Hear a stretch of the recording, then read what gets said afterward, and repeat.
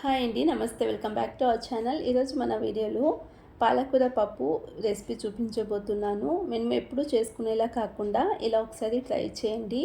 Rice, chapati, రోటీ మూడింటికి కూడా చాలా అంటే చాలా టేస్టీగా ఉంటుంది. అలాగే కుక్కర్లో చాలా తక్కువ టైంలో ప్రిపేర్ చేసుకోవచ్చు. అలాగే ఫస్ట్ టైం వీడియోస్ చూసినట్లయితే ప్లీజ్ ఛానల్ని సబ్స్క్రైబ్ చేసుకోండి, లైక్ చేయండి. అలాగే రెసిపీ ఎలా ప్రిపేర్ చేసుకోవాలో చూద్దాం. ముందుగా ఒక కుక్కర్ తీసుకుని 1 కప్ బెల్లం తీసుకుంటున్నాను. వాటర్ వేసుకుని 2-3 సార్లు శుభ్రంగా కడిగి తీసుకుంటున్నాను.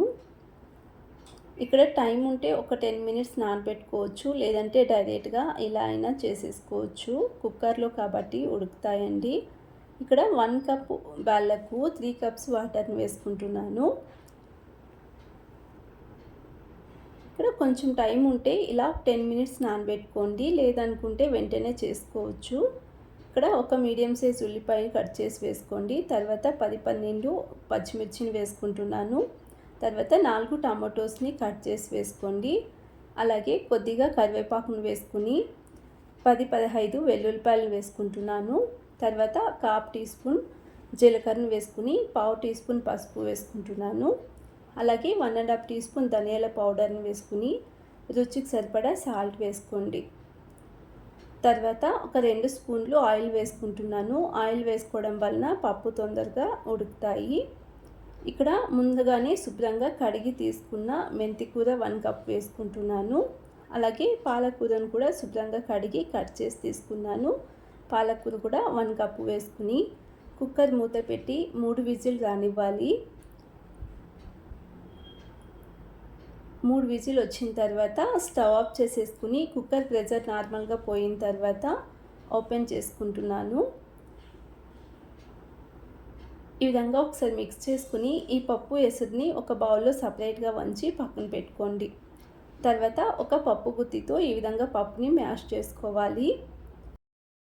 ఈ విధంగా మ్యాష్ చేసుకుని పప్పు ఎసురుని ఇందులో వేసుకుని మిక్స్ చేసి పక్కన పెట్టుకోండి. తర్వాత మరో పక్కన స్టవ్ పైన ఫ్యాన్ పెట్టుకుని 2 స్పూన్ల ఆయిల్ వేసుకుంటున్నాను.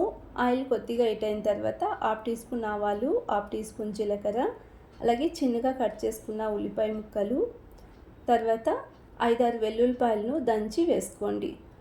వీటిని కొద్దిగా కలర్ చేంజ్ అయ్యేంత వరకు ఫ్రై చేసుకోవాలి.